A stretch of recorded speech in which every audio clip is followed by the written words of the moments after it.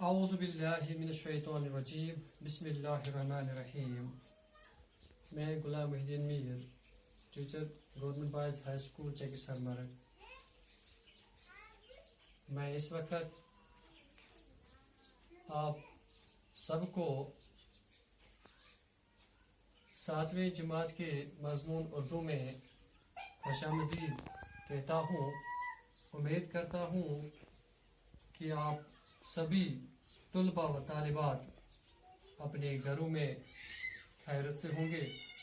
تو پیارے بچوں، جس طرح آپ جانتے ہیں کہ کل جو میں نے آپ کو سبق پڑھایا، آپ کو یاد ہوگا، یعنی 3 کہانیاں. یعنی ہمارا عنوان جو تھا، ہمارے سبق کا جو عنوان تھا وہ تھا 3 کہانیاں. آج اسی سبق کے ہم سوالات کرنے جا رہے ہیں. تو آپ کو یاد ہوگا کہ یہ جو 3 کہانیاں ہیں، ایک تو چالاک بندر کے متعلق میں نے پڑھایا آپ کو، اس میں دوسرا ظالم بادشاہ ہوتا تھا، تو اس کے بارے میں میں نے آپ کو جانکاری دی. تو تیسرا جو تھا تیسرا شخص جو تھا وہ نیک امیر، یعنی اس کے بارے میں. تو آج اسی سبق میں نے کچھ سوالات آپ کے لیے چنے ہیں. تو امید کروں گا کہ آپ اپنی کتاب نکالیے، پیج نمبر 66 پر جائیے، یعنی پیج نمبر 66. تو پہلا جو سوال ہے، ظالم بادشاہ کس کام کے لیے بدنام تھا؟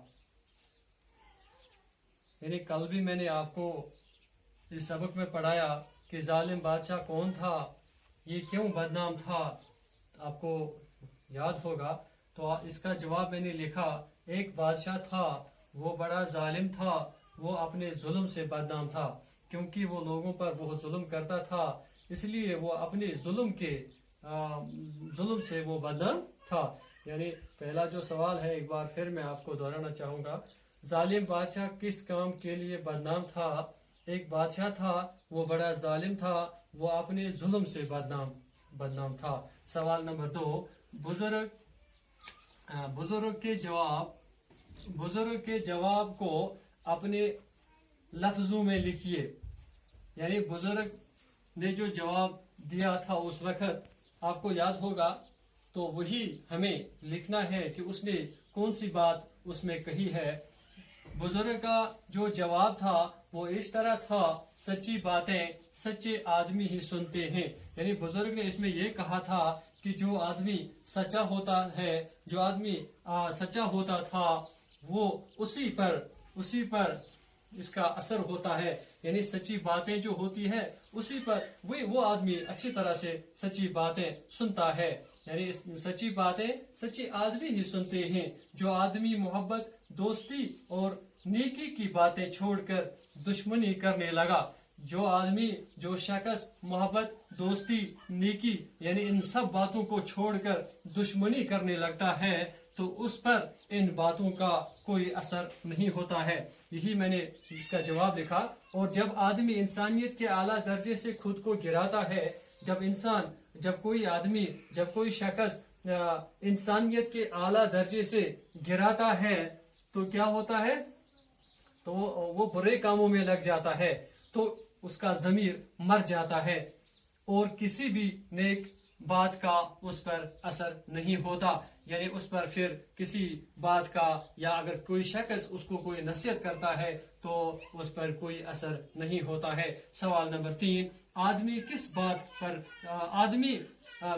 آدمی کس پر سوار تھا؟ یہ جو امیر آدمی تھا کس پر سوار تھا؟ جواب، امیر آدمی گھوڑے پر سوار تھا. یہ جو امیر آدمی تھا یہ وہاں سے گزر رہا تھا، یعنی گھوڑے پر وہ سوار تھا. یہی ہے اس کا جواب. سوال نمبر 4، امیر آدمی نے بچے کے ساتھ کیا سلوک کیا؟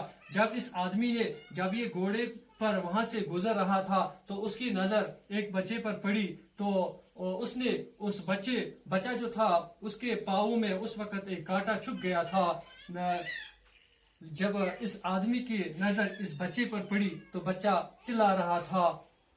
یہی سوال یہاں پہ آیا ہے اس بچے نے اس نے پہلے تو بچے کا پاؤں اپنے گود میں لے کر کانٹا نکالا. پہلے اس نے بچے کو اٹھایا, اپنے گود میں بٹھایا اور اس کا کانٹا جو اس کے پیر میں چھپ گیا تھا وہ نکالا. پھر زخم پر پٹی باندھ کر, پھر اس کے زخم پر یعنی بچے کے زخم پر پٹی باندھ دی اور اسے گھوڑے پر بٹھا کر گھر چھوڑ آیا اور اس نے اپنے ساتھ لیا اور گھر میں چھوڑ دیا. امیر آدمی کو مرنے کے بعد جگہ کہاں ملی؟ یہ آخری سوال ہے اس کا. امیر آدمی کو مرنے کے بعد جنت میں جگہ ملتی ہے. آپ کو یاد ہوگا یہ جو امیر آدمی ہوتا ہے یعنی یہ بڑا نیک آدمی ہوتا ہے, یعنی اس کا انتقال جب ہوتا ہے کوئی شخص کو خواب میں دیکھتا ہے کہ امیر آدمی اللہ کا شکر کر رہا تھا کیونکہ اس نے اس بچے کے پاؤں سے جو کانٹا نکالا ہے, اللہ نے اس کو اس کانٹے کے بدلے جنت کے باغ دیے ہیں. تو آج میں آپ یہیں پر اختتام کرتا ہوں. کل انشاءاللہ ہم پھر ملیں گے, تب تک کے لیے خدا حافظ, والسلام.